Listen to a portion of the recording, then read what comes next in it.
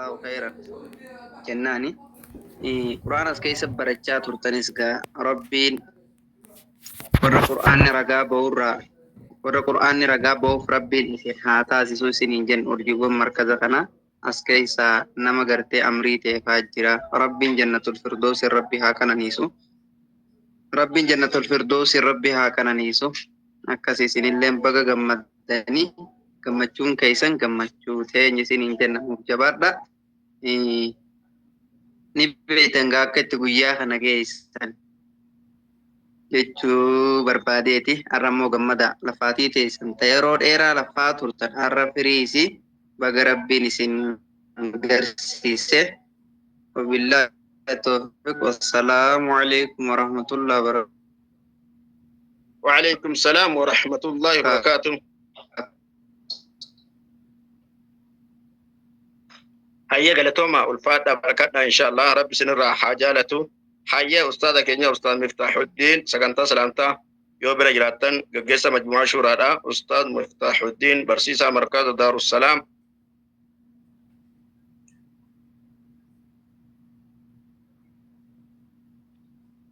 بارتي سنجلوتا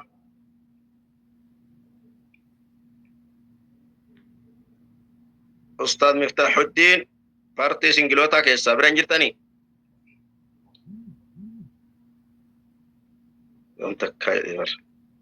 حيا إن شاء الله أستاذ سيف الدين يوبر جراتن إن شاء الله سكنتا سلامتا أستاذ سيف الدين محمد يوبر جراتن. بسم الله الرحمن الرحيم الحمد لله وحده ثم الصلاة والسلام على من لا نبي بعده أما بعد أولا السلام عليكم ورحمة الله تعالى وبركاته. وعليكم السلام ورحمة الله وبركاته.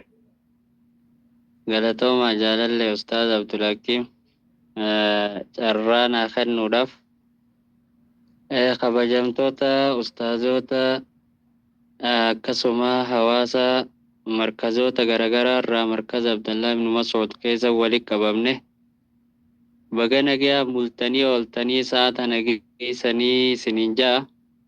Kanatti aansuudhaan warri markaza Abdallaa ilma Mas'ud fahanii allakum mabruuk marsaa sadaffaa eeybaa marsaa sadaffaa bagatti geessanii lafaatii teessanii fi akkasuma ifaajee keessan hawwaggaa sadihii rabbi ajrii keessatti isin yaa katabuu ustaaza keenya Abu Abdallaadhaan jenna.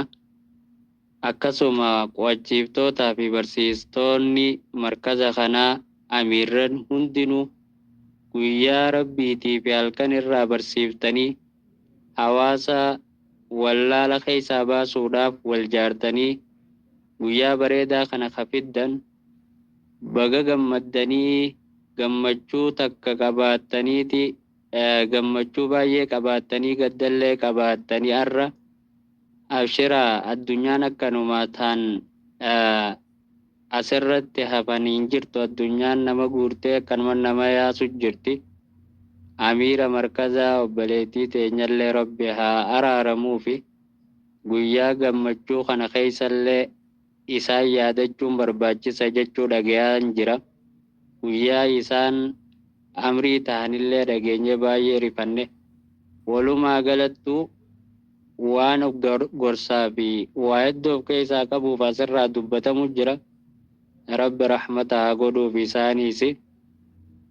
Kanatti aansuudhaan gaa namni barachuun akkasuma iddoo barnootaa jiraachuun daraja si godha du'aa taatus jiraataa taatus gaafa duute qofaaf yoonii fi khayrii qabaatte yoonii fi ibaadaa hojjette addunyaan tun akka itti irraa deeman waan hin beekneef milkiidha.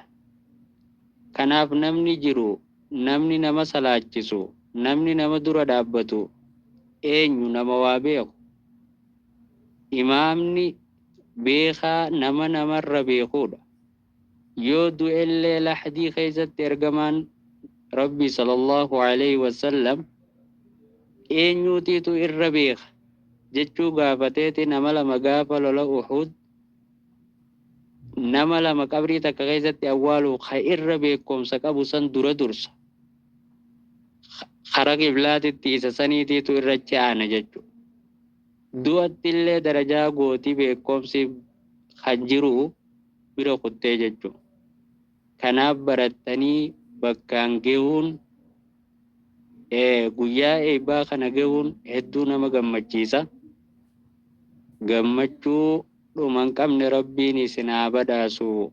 Gammachuu walitti dhaabbatte rabbiin isiniif haa taasisu. Hawaasni majmu'aa shuraatillee hundi keessanuu jabaadhaa isiniin ja'a. Yeroon yeroo dhaamsaatiif yeroo salaamtaati. Akka warri jalaa kun waa ol daddarbuu dhiise warri gubbaa kun ni rafa. Akka warri jalaa kun rafeen ganti guutuun ganaa hirriiba warra asaabul kaabsan ta'uun oolu. Kanaafuu gaa ustaazota mirqaansaa ijoollee gama jalaa kana akkanatti harka marattaniin taa'inaadhaa harki jiidhaatillee goggoifadhaa khayraat akka nama jiruu ta'a ustaazonni yookaan sagaleen isaaniin dhagahamtu. Guys taaptaap godha nitorkin akka gandayyaafne akkasi Allahu akbar ustaaz Abdulhakim jaalalloo jaalaleeshin maayikii gama keessan deebisee jira jechuu shaa godhu jirtan galatooma. Haye guys jiran ka takka jedhe bar. Haya masha Allah.